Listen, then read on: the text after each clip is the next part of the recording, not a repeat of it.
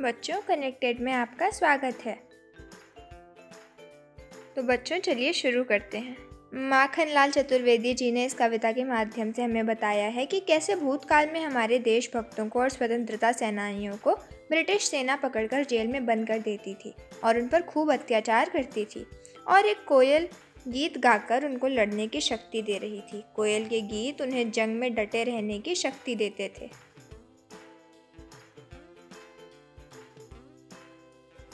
बच्चों, पहले हम इस कहानी के लेखक माखनलाल चतुर्वेदी जी का परिचय पढ़ेंगे। इनका जन्म 1889 में मध्य प्रदेश में होशंगाबाद जिले के बाबई गांव में हुआ था। 16 वर्ष की उम्र में अध्यापक बनने के बाद अध्यापक का पद छोड़ दिया और फिर देशभक्त, कवि और पत्रकार बने और प्रभा, कर्मवीर और प्रताप जैसी पत्रिकाएं को लिखा। 1968 में इनकी मृत्यु हो गई थी। पद्म भूषण और साहित्य अकादमी पुरस्कार भी मिला और इनकी प्रमुख कृतियाँ थीं हिम किरीटिनी, साहित्य देवता, हिम तरंगिनी, वेणु लो गूंजे धरा आदि। इनकी सभी रचनाओं में देशभक्ति और देश के लिए बलिदान दिखता है। एक भारतीय आत्मा कहलाए जाने वाले चतुर्वेदी जी ने इस नाम पर कविताएं भी लिखी थीं। ये देश के लिए स्वाधीनता आंदोलन में जेल गए थे। इन्होंने भक्ति, प्रेम और प्रकृति से जुड़ी कविताएं भी लिखी थीं। कविता में इन्होंने कला से ज़्यादा भाव पर ध्यान दिया था और इन्होंने परंपरा पद्य के हिसाब से शब्दों का इस्तेमाल किया था। बच्चों, अब हम शुरू करते हैं। कैदी और कोकिला कविता। जब जेल में बंद कवि ने आधी रात को कोयल को चिल्लाते हुए गाते देखा तो कवि ने उससे पूछा, कोकिल, तुम क्या गा रही हो और बार बार बीच में चुप क्यों हो रही हो? मुझे भी बताओ, मेरे लिए कोई संदेश लाई हो, परंतु किसका संदेश लाई हो? मुझे भी बताओ कोकिल। स्वतंत्रता सेनानी कवि जेल में कैदी थे। इन्होंने जेल में अपनी हालत और अंग्रेजी शासन के बारे में बताया कि उन्हें जेल में ऊंची दीवारों में बंद कर दिया है जिसमें अंधेरा है, जहां पर उनको डाकू, चोरों और लुटेरों के साथ रहना पड़ता है। जीने के लिए पेट भरकर खाना भी नहीं देते और न ही मरने देते हैं, बस तड़पाते हैं। शायद प्रशासन यही चाहता है कि इन्हें तड़प कर जिंदा रखा जाए। अब तो इतनी रात में चांद भी निराश करने जा चुका है। लेकिन उन्हें आश्चर्य हुआ कि इतनी रात को काली कोकिल वहां पर क्या कर रही है। कवि ने देखा कि कोयल के कंठ से मीठी ध्वनि नहीं निकल रही थी। उसकी आवाज में एक दर्द था। शायद अंग्रेजों का कुशासन देखकर वो दुखी हो गई थी, इसीलिए कोयल की ध्वनि में वेदना का स्वर सुनाई दे रहा था, जैसे कोयल दर्द में हूंक रही हो। इसीलिए कवि ने उससे पूछा, कोयल, तुम्हारे कंठ से वेदना की हूंक क्यों सुनाई दे रही है? कोयल, बताओ, तुम्हारा कुछ लुट गया है क्या? मुझे बताओ कोयल, तुम्हारे ऊपर कौन सा दुखों का पहाड़ टूट पड़ा है? ऐसा लग रहा था जैसे कोयल ने अंग्रेज सरकार के कुशासन को देखकर चीखना शुरू कर दिया हो। वो भी कैदियों का दुख समझ पा रही है। इसलिए जेल में कैदी कवि ने कोयल से पूछा कि तुम्हें क्या हुआ है जो तुम बावली हो रही हो? अब आधी रात को चीख क्यों रही हो? बताओ क्या हुआ है? तुमने क्या जंगल में लगी आग देख ली है? और इस आग से कवि का तात्पर्य स्वतंत्रता पाने की चाह में जलते भारतीय कैदियों के सीने में लगी आग से है। बताओ कोयल, क्या हुआ है?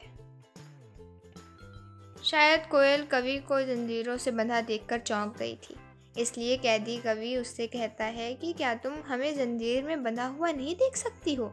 ये तो ब्रिटिश सरकार का हमें पहनाया हुआ गहना है। कोल्हू चलाते चलाते उसकी आवाज़ हमारे जीवन का गीत बन गई है। पत्थर तोड़ते समय पत्थर ऊपर अपनी उंगलियों से भारत की स्वतंत्रता के गीत लिखते हैं। हम अपने पेट पर रस्सी बांधकर कोल्हू का चरसा चलाकर ब्रिटिश सरकार की अकड़ का कुआं खाली करते हैं। मतलब कष्ट सहकर, भूखे रहकर अंग्रेज़ों के सामने नहीं झुकते हैं, जिससे उनकी अकड़ कम होगी। दिन में हमारे अंदर कष्टों को सहन करने की ताकत आ जाती है, जिससे ना तो हमारे अंदर कोई करुणा उत्पन्न होती है और ना ही हम रोते हैं। परंतु तुम्हारे इस दुख भरे स्वर ने मेरे ऊपर गजब दुख ढा दिया है, इसलिए मेरा मन व्याकुल हो गया है। कैदी कवि कोयल से कहता है कि शांति भरी आधी रात में तुम अंधेरे को चीर कर क्यों रो रही हो? कोयल, बताओ तो, क्या तुम हमारे अंदर अंग्रेज सरकार के खिलाफ बदले की भावना के बीज बोना चाहती हो? कोयल, बोलो, तुम्हारे इस तरह विद्रोह भरे गीत गाने के पीछे कारण क्या है? इसमें कवि ने काले रंग को समाज के लिए दुखों का प्रतीक रंग बताया है। इसमें कैदी कोयल से कहता है कि कोयल खुद तू भी काली है, ये रात भी काली है। वैसे ही अंग्रेज सरकार की सारी हरकतें भी काली हैं और जेल के अंधेरे कमरों में चल रही हवा भी काली है। मेरी ओढ़ी हुई टोपी भी काली है और मेरा ओढ़ा हुआ कंबल भी काला है। मेरी पहनी हुई लोहे की जंजीर भी काली है और इन सब की वजह से हमारे अंदर आने वाली सभी कल्पनाएं काली हो गई हैं। इन सब को सहन करने के बाद हमें हमारे ऊपर पूरा दिन नज़र रख रहे पहरेदारों की गालियां और हुंकार सुननी पड़ती है, जो काले सांप की तरह हमें डसने का प्रयास करती हैं। कवि को ये समझ नहीं आया कि कोयल स्वतंत्र होते हुए भी जेल के ऊपर उड़कर मधुर गीत क्यों गा रही थी। इसीलिए कवि ने उससे पूछा, क्या तुम इस संकट के सागर में इसलिए आई हो क्योंकि तुम मरना चाहती हो? बताओ कोयल, क्यों तुम इन कठिन परिस्थितियों में आज़ादी की भावना जगाने वाले गीत गा रही हो? बताओ कोयल, बताओ। यहाँ पर कवि ने कोयल और कैदी कवि के बीच तुलना की है। कोयल स्वतंत्रता के साथ उड़कर किसी भी हरी भरी डाल पर बैठ जाती है और स्वतंत्र रूप से गीत गाती है। वहीं एक कैदी को 10 फुट की 4 दीवारी वाली जेल में ही रहना पड़ता है। उनका संसार उन 4 दीवारों के भीतर ही सिमट कर रह जाता है और यही उनका पूरा जीवन बीत जाता है। कोयल के मधुर गीतों को सुनकर लोग वाह वाह करते हैं, लेकिन एक कैदी के रोने पर उसे दंड दिया जाता है। उन्हें खुद की इच्छा से बोलने की भी आज़ादी नहीं होती है। दोनों की परिस्थितियां एकदम विपरीत हैं, लेकिन फिर भी कोयल युद्ध का संगीत बजा रही है। कैदी जानना चाहता है कि कोयल के इस तरह गाने के पीछे क्या मतलब है। इसके इस रण भरे जैसे गीत के जरिए वो क्या संदेश देना चाह रही है।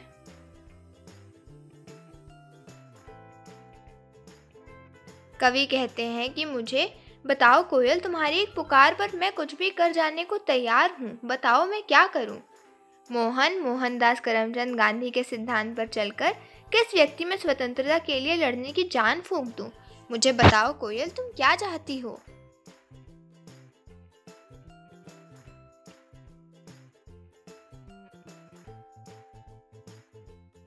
तो बच्चों, आपको ये पाठ पढ़कर मज़ा तो आया होगा। चलिए अब कुछ प्रश्न देखते हैं।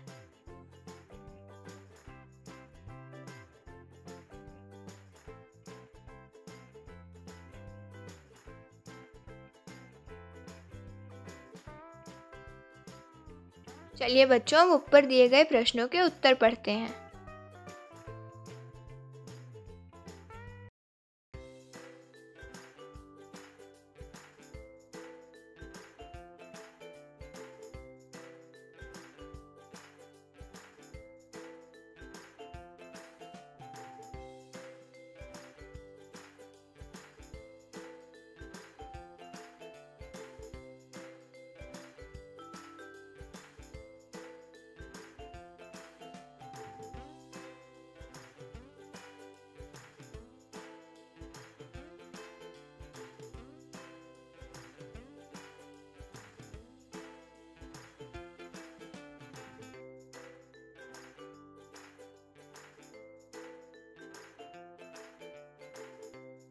अब इस पाठ में दिए गए कुछ कठिन शब्द और उनके अर्थ देखते हैं।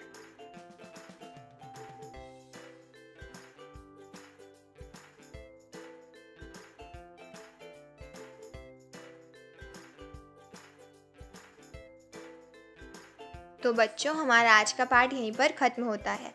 आशा करते हैं आपको मज़ा आया होगा। फिर दोबारा आएंगे एक और नई कविता लेकर। धन्यवाद।